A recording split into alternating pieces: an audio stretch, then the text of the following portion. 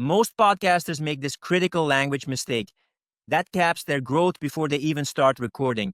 Have you ever wondered why some podcasts in your niche explode globally while others with great content remain completely unknown? The answer isn't production quality, guest selection, or even topic choice. By the end of this video, you'll discover the strategic language framework that successful podcasters use to maximize their reach, build deeper audience connections, and create more monetization opportunities. I'll show you exactly how to make this crucial decision that most podcasters completely overlook. Look, I've helped hundreds of coaches and consultants launch successful podcasts. And I'm about to drop some truth bombs that might challenge your thinking. The language you choose for your podcast isn't just a small detail. It's the foundational decision that will determine your ceiling for growth, monetization, and impact. But I know what you're thinking. I should just podcast in English because it has the biggest audience. Or maybe I should stick to my native language because I'm more comfortable. These surface-level approaches ignore the strategic complexity that separates thriving podcasts from those that struggle to gain traction. When I first started podcasting, I made the exact mistake I'm warning you about. I automatically chose English because that's what everyone does. 6 months in, I had a painful realization. I was competing against thousands of established shows, many with massive production budgets, while ignoring an opportunity to dominate in my native language market where competition was minimal. I had to make a difficult pivot, essentially starting over after wasting months of effort. The right language strategy would have saved me countless hours and accelerated my growth dramatically. Here's what's on the line.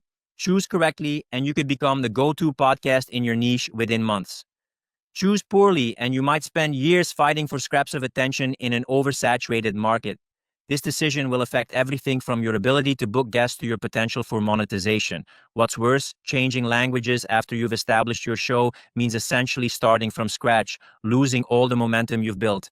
That's why getting this right from the beginning is absolutely crucial. First thing to consider, the truth about language choice. This is absolutely crucial. Your language choice isn't just about what feels comfortable. It's a strategic decision that impacts market potential and audience size, competition levels and ability to stand out, depth of audience connection, growth opportunities and ceiling, monetization potential, and sponsor interest. Let me ask you a question. Would you rather be a small fish in the massive English language ocean or the dominant player in a smaller market where you can truly stand out? Look at this carefully. Podcasters who make strategic language choices rather than defaulting to the obvious option are 3.7 times more likely to break through in their first year.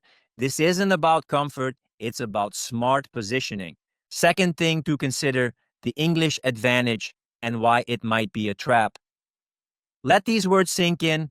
Choosing English gives you access to a potential audience of 2 billion people worldwide. It's the dominant language of global business, with 80% of international commerce conducted in English. I want you to realize the monetization opportunities in the English market are substantial. Larger advertising marketplace, more diverse sponsorship opportunities, higher rates for sponsored content, greater potential for international speaking engagements. English also offers unparalleled guest access. You can book experts from anywhere in the world, access industry leaders across borders, and build a truly global network.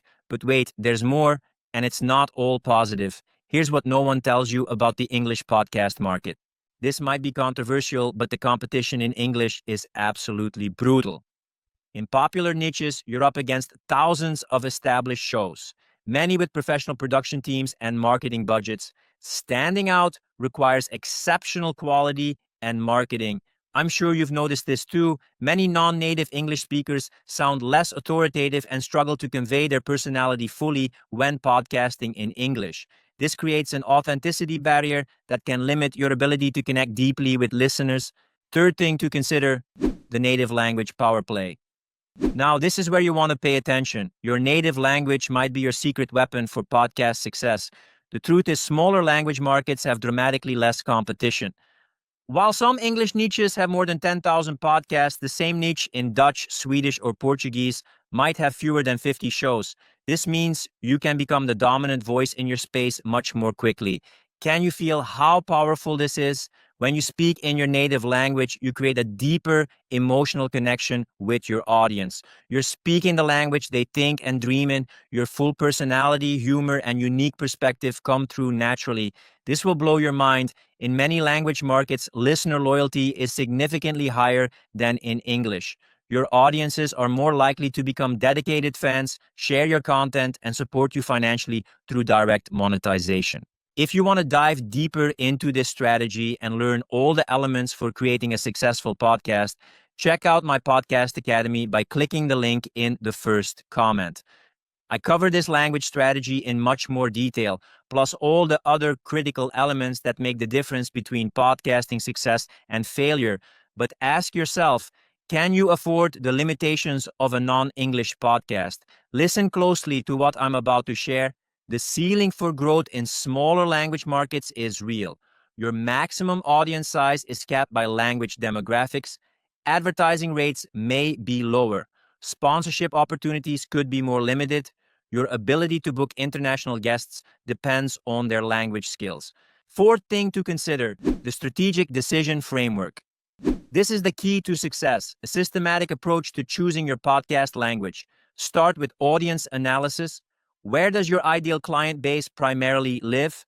What language do they consume similar content in? Which language would they prefer for your specific topic? Next, conduct a competition assessment. How saturated is your niche in each potential language?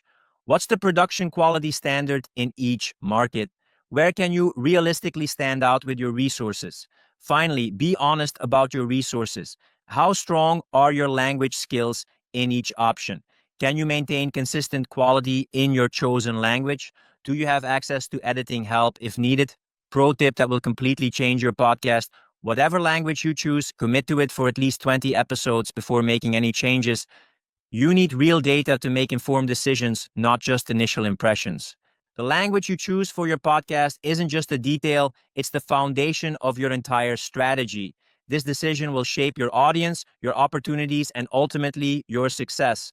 So ask yourself, are you looking for maximum reach with fierce competition, or would you prefer to dominate a smaller market with deeper connections?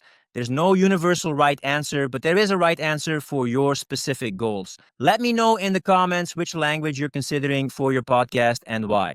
Is it your native language, or are you planning to reach a broader audience? And if you found this video helpful, you absolutely need to watch my video on why starting a podcast will transform your life and business next. In that video, I explain why podcasting has become essential for coaches and consultants in today's digital landscape, especially with the collapse of social media effectiveness